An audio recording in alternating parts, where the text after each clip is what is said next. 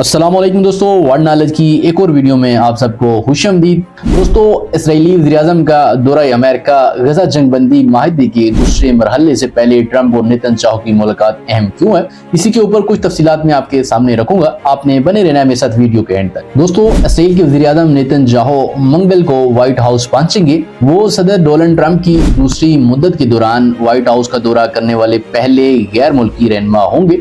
दोस्तों, नेतन्याहू का ये दौरा गजा जंगबंदी के नुक्ता नजर से बहुत अहम है। अमेरिका में इस्राएली सफीर यशियल लेटर ने इसे तारीखी दौरा करार दिया।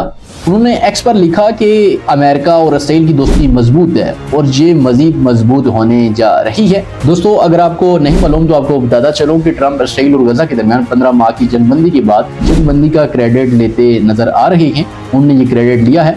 जंगबंदी माहिदे के तहत अब तक 13 इस्राएली और 5 थाई यरगमालियों को रहा किया जा चुका है। इसके साथ साथ 583 फलस्तीनी कैदियों को भी रहा किया गया है। ताहम नेतन्याहू को अंदरूनी मुल्क सियासी महाज पर मुश्किलात का सामना है। नेतन्याहू मुसलसल ये दावा करते रहे हैं कि गजा के साथ जंगबंदी आर्जी है और इस्राएल को हमास के साथ दोबारा जंग शुरू करने का मुकम्मल हक हासिल है और इसमें अमेरिका की हमायत भी हासिल होगी। इस्राएली वज़ीर-ए-आज़म के इंतहाई दाएं बाजू के इत्तेहादियों ने इस माहिदे को जल्दबाजी करार दिया। एक और इत्तेहादी ने धमकी दी है कि अगर फौजी ऑपरेशन दोबारा शुरू ना किया गया तो इन्हें छोड़कर अलग हो जाएंगे। दोस्तों, अगर ऐसा हुआ तो नेतन्याहू की हुकूमत अक्सरियत हो बैठेगी। नेतन्याहू अमेरिका में मशरक़ी वस्ता के नुमाइंदे स्टीव से भी मुलाकात करेंगे। स्टीव ने 19 जनवरी को शुरू होने वाली जंगबंदी के लिए कतर और मिस्र के साथ मिलकर काम करने में कलीदी किरदार अदा किया था। दोस्तों, इस माहिदे से फलस्तीनी सरजमीन तक इंतहाई जरूरी इंसानी अमदाद की तरसील में इजाफा और इसराइली फौजों के जुज़वी इनखला को भी देखा गया। बहरहाल ट्रंप ने वाज़ेह किया है कि वो मशरक़ी वस्ता में जंग को मुकम्मल तौर पर खत्म करना चाहते हैं। उन्होंने इतवार को कहा कि जंगबंदी पर बातचीत आगे बढ़ रही है और नेतन्याहू के साथ अहम मुलाकातें तय हैं।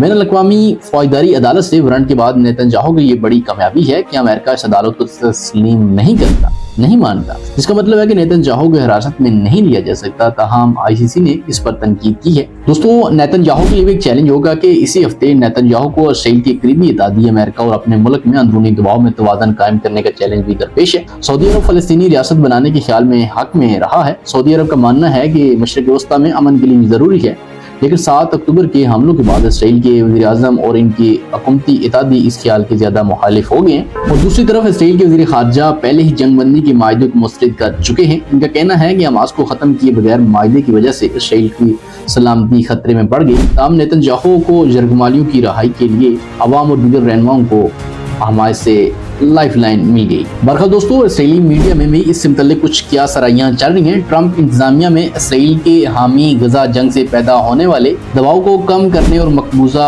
मगरबी किनारे में इसराइली बस्तियों की हमायत भी करेंगे। अगर बात करें पॉलिसी की तो बाइडेन की हुक्मरानी में अमेरिका की पॉलिसी पहले ही बदल चुकी है। ताहम ट्रंप और नेतन्याहू की जाती तलकात कशीदा रहे हैं। इसराइली मीडिया में इस बारे में काफी क्या सराहियां की जा रही हैं कि दोनों के दरमियान आइंदा मुलाकात कैसी होगी। दोस्तों, इसी के ऊपर एक इसराइली अखबार में भी लिखा गया कि नेतन्याहू ट्रंप को समझाने की कोशिश करेंगे। वो ये जानने की कोशिश करेंगे कि ट्रंप को किस चीज से गुस्सा आता है। इसी के ऊपर एक इसराइली सहाफी ने नेतन्याहू के लिए सख्त ज़बान का इस्तेमाल करते हुए कहा कि इन्हें खबरदार किया कि ट्रंप अपनी ताकत के अरूज पर है और वो बड़े अज़ाइम रखते हैं, लेकिन इनमें सब्र की कमी है।